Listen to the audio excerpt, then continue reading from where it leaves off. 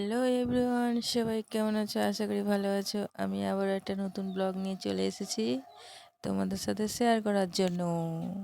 বলো বলো, কি কিসের ভিডিও নিয়ে এসেছি বলো, কমেন্ট করে জানাও সবাই। আমার সোনা মায়ের পুজো আজ, তাকে দেখার জন্য তোমাদের জন্য এত কষ্ট করে ভিডিওটা বানিয়েছি। এই দেখো, এটা হলো আমার সোনামা। আমার সোনামাকে আমি রূপোর কোমর বন্ধনী দিয়েছি, তাই সেটা আমি পড়াতে এসেছি। আর ওদিকে লুচিও ভাজা শুরু হয়ে গেছে, লুচি করতে করতে চলে এসেছি আমার মায়ের কাছে। আর বাড়ি এসে দেখি না এরা এইসব শুরু করে দিয়েছে। বাড়িতে লুচি হয়েছে, কত কিছু হয়েছে, তার মধ্যে এইসব খাওয়া শুরু করে দিয়েছে। আর এ দেখো জলের ফোয়ারা হয়েছে। কাদের কাদের পুজোতে এইসব হয়।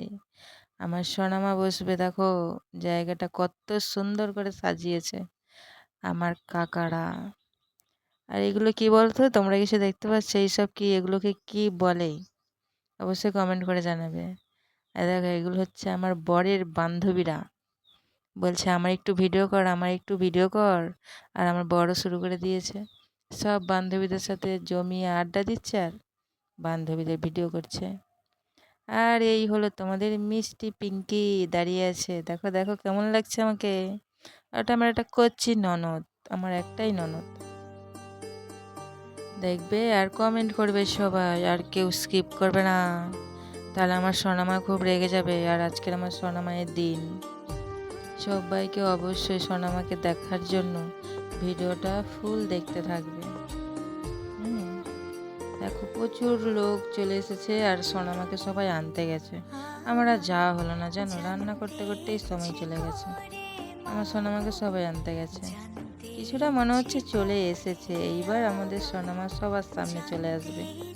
এই দেখো আমাদের সোনামা চলে এসেছে, দেখতে পাচ্ছ দেখতে পাচ্ছ আমাদের সোনামাকে কত কিউট লাগছে, কত মিষ্টি। আমার এই সোনামায়ের কাছে আমি যা চাই তাই পাই। আমার ছোট্ট বেবিটাকেও চেয়েছিলাম, ছোট্ট বেবিটাকেও পেয়েছি, আমার এই সোনামা দিয়েছে। সোনামাকে সবাই মিলে এবার সোনামায়ের নতুন সুন্দর করে গুছানো জায়গায় বসিয়ে দেবে। দেখো আমার সোনামা কত খুশি হয়েছে, সবাই কত আনন্দ করছে, মজা করছে। আর আমি চুপচাপ দাঁড়িয়ে আছি, কেন বলো তো, আমার একটু রাগ রাগ হয়েছিল, ওই জন্য আমি চুপ করে একদিকে দাঁড়িয়ে আছি। আর কি বলবো বলো তো, তোমাদেরকে কিছু বলার মতো নেই।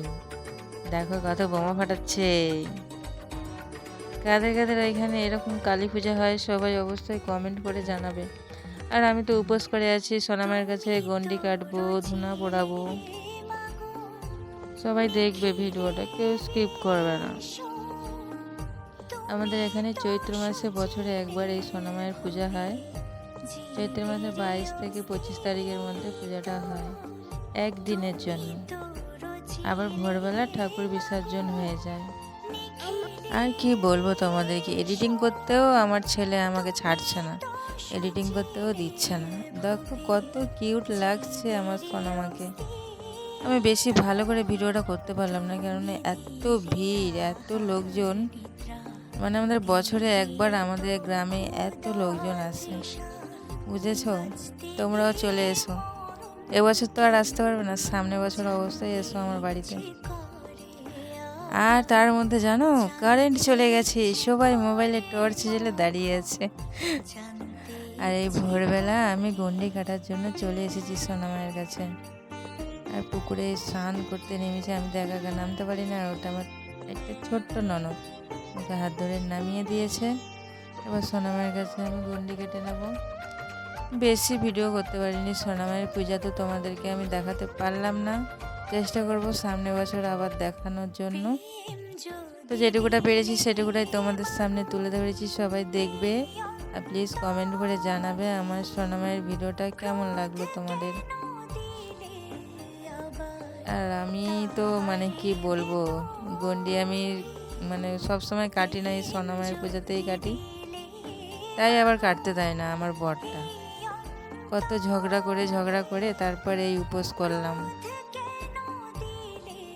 সবাই দেখবে আর কমেন্ট করবে, কেউ যেন বেরিয়ে যেও না আমার সোনামাকে দেখে। আর আমার সোনামার কাছে যে যা চাইবে সব পেয়ে যাবে। কাদের কাদের ওখানে অবশ্যই হয়, কমেন্ট করে অবশ্যই জানাবে তোমরা। আর আমি এই বাড়ি চলে যাচ্ছি, বাড়ি গিয়ে চেঞ্জ করে এসে আবার ধুনা পড়াবো জানো। ভিডিওগুলো ঠিকঠাকভাবে করতে পারিনি, যতটুকু পেরেছি তোমাদের সাথে শেয়ার করলাম। তোমরা সবাই দেখো, সবাইকে শেয়ার করে দিও, আর লাইক কমেন্ট শেয়ার করতে তো একদম ভুলবে না। আর হ্যাঁ, সাবস্ক্রাইব করে দেবে। জয় মা, জয় সোনা মা। আজকের মতন টাটা, সবাই ভালো থেকো, সুস্থ থেকো।